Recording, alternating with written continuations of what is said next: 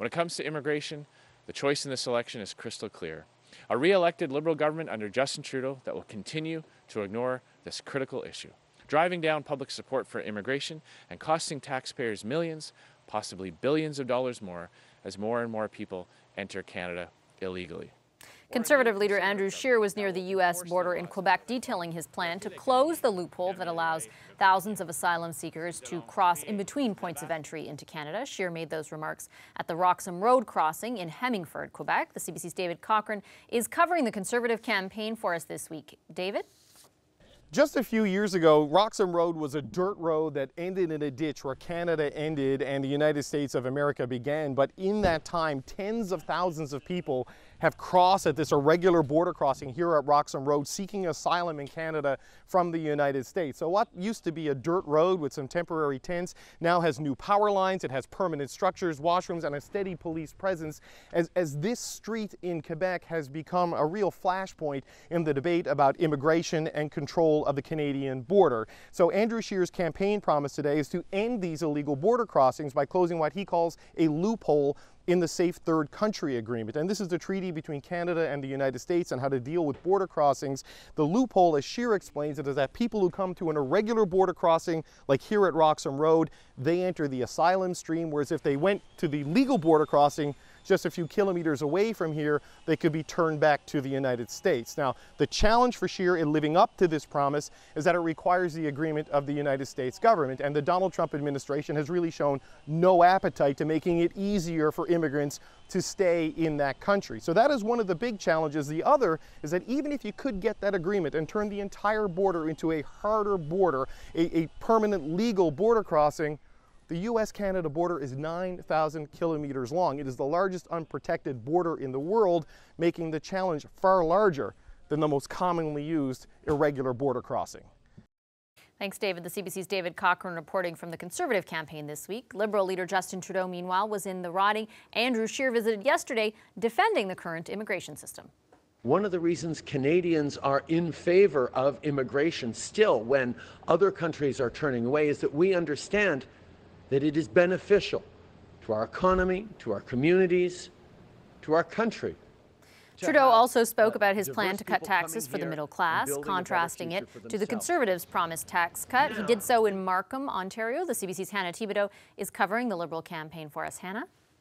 Hey, Vashi. Well, Liberal leader Justin Trudeau made a stop in the Greater Toronto area to pitch affordability and said the first thing he would do if re-elected is cut taxes for the middle class.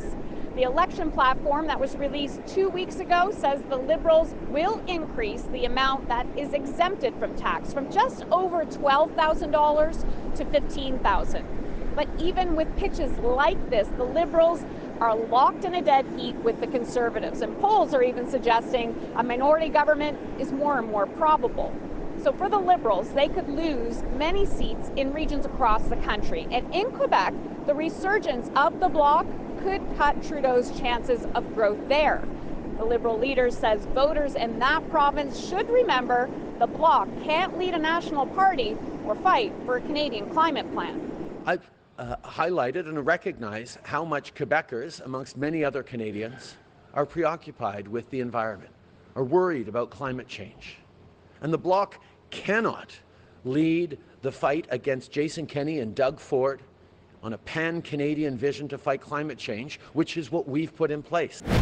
And this all makes tomorrow night's French debate that much more important for Trudeau, to try to push his message to Quebec voters in an attempt to try to add to the 40 seats they currently have in that province. Then it's the final sprint to Election Day, Vashi. Thanks, Hannah. The CBC's Hannah Thibodeau reporting on the Liberal campaign. NDP Leader Jagmeet Singh appealed for support from unions today. The NDP and QP, we have a common mission.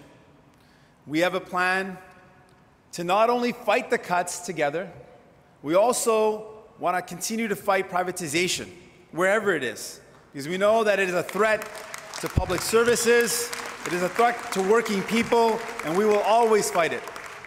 Singh, as you heard there, delivered a speech to a Canadian Union of Public Employees convention. That convention is underway in Montreal. The CBC's Ashley Burke is covering the NDP's campaign this week. Ashley? Hey Vashi, I'm in Montreal where the NDP's leader made his pitch to CUPE members. Now the Labour movement can help impact an election. Unions have hundreds of thousands of workers across the country.